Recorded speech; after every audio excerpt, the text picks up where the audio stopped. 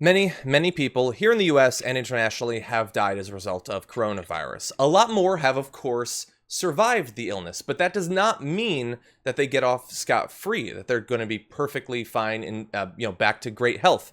And I want to show you the results of a couple of different studies indicating one form that these lingering effects can come in. The first is a German study that examined the cardiac MRIs of 100 people who had recovered from COVID-19 and compared them to heart images from 100 people who were similar but not infected with the virus. More than 2 months later, infected patients were more likely to have troubling cardiac signs than people in the control group, with 78 patients showing structural changes to their hearts, 76 having evidence of a biomarker signaling cardiac injury typically found after a heart attack, and 60 having signs of inflammation. Now bear in mind, these were relatively young people, average age 49. These are not 70, 80-year-olds. They were healthy before they fell ill in the spring. Many of them have just returned from ski vacations, so they were active exercisers as well. None of them thought they had anything wrong with their hearts, and it's likely, although we can't say for sure, that prior to getting coronavirus, they did not. But after getting it and getting past the virus, they had some of the same signs of heart damage that come from having a heart attack, despite the fact that they had not actually had one. So we're going to have another study, but Jordan, we've been hearing about, the organ damage that comes as a result of having coronavirus. I had mostly thought that it was lung damage, but now we're finding out that the heart can also be negatively impacted as well. Yeah, this is scary.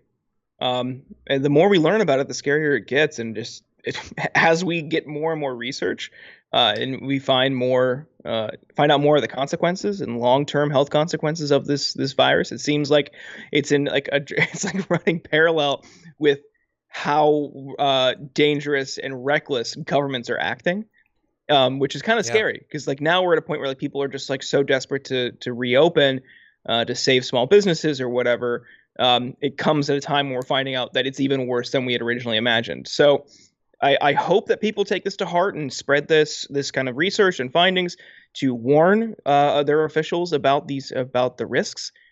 I mean, Yeah. I don't think it'll have an impact. Sadly, I'm sorry to be a downer, but just business interests seem to reign supreme throughout this entire thing, and it's even to the point where we're going to have mass evictions and people just don't seem to care. I mean, what's people having heart attacks, or heart damage as a result? They're You're not going right. to care. Yeah, we've been trying to raise awareness. We did yesterday and the day before about the eviction crisis. And unfortunately, look, I'm going to keep it real. Even, on a channel like this, where I have to assume our audience is more predisposed to be interested in those sorts of things, neither of those videos did very well. Either the overall numbers, the racial inequality that's going to come in the eviction crisis, people just aren't as tapped in or as interested, and that's unfortunate. We got comments, by the way, from on YouTube. Siv Harkin says, I still have triple vision and sore throat and fatigue from the virus from March. That's brain inflammation, and I'm nervous about clots. We've certainly heard about that. There was also Swin Sassy says, I still don't have my stamina back and fatigue, and I had it in March as well. We're seeing other comments to that effect. So yeah, you do continue to see these effects. We have one other study, though. There's another German study which analyzed autopsy results from 39 people who died early in the pandemic and whose average age was 85, found high levels of the virus in the hearts of 24 patients. And we have a comment from Matthew Tomey, cardiologist and assistant professor of medicine, who said, patients come to my office saying, hey, I'm a 31-year-old who used to run and be completely unlimited in my exercise, and now I get palpitations walking across the street, or I get out of breath climbing up to my second floor apartment. Individuals are exquisitely tuned into their own capacity for exercise, so I take that very seriously. Our challenge is to understand the why. And look, I get if you're Donald Trump and you're trying to get people to not think about the fact that so many people have died, you're going to say things like, and he has many times, the vast majority of people recover, and that is true. And perhaps the vast majority of those people won't have these horrific long-term effects, but many of them will. And we're talking about, if there's 4 million cases, how many tens or hundreds of thousands of people, in the end, when we finally get past this pandemic, are going to have ongoing lung damage or heart damage? Think about the cost to them in dealing with these lifelong issues. And then, again, writ large across the country, think about how that's going to affect America, not just until fall or next year, but for the rest of their lives, for literally decades, we're going to be affected by this. And so, again, this is not a thing where, hey, it only kills a small percentage, so let's just get everybody infected and then get it over with, at the same time.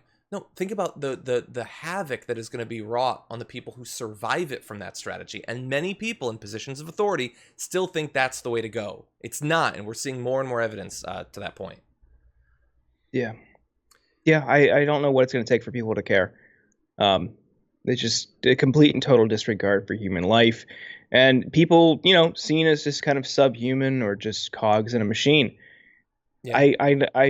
That's really startling what you said earlier about the homelessness and the kind of like the whether it registered for people. I think it's just because it's so existential and it's so big that people cannot comprehend the severity. I think that might be what it is. And we're a society that kind of has been cultivated and groomed around this idea of instant gratification through different services that we've now like expedited through shipping and deliveries and social media giving you immediate dopamine hits and that kind of stuff, that now we see so much instant gratification, and we correlate that, we extrapolate from that and assume everything is has an instant remedy. Yeah.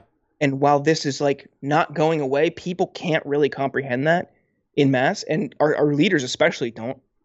I think they know deep down how bad this is, but here we are. We're adding another consequence to this, and they do not care.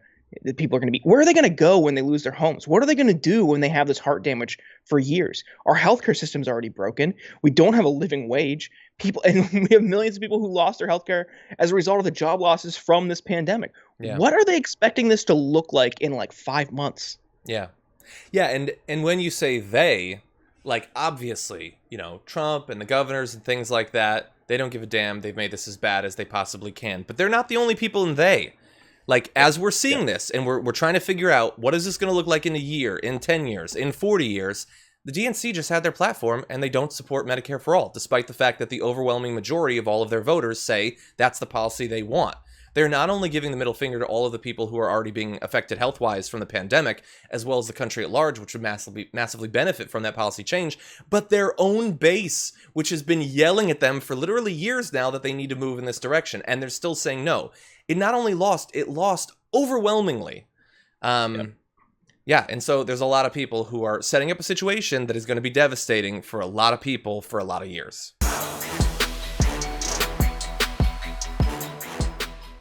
For more political news breakdowns, interviews, stories of activism, and me trying my hardest to care about the occasional big celebrity news story, subscribe to our YouTube channel at youtube.com/The Damage Report. And you can ring the bell wherever it is so you don't miss anything.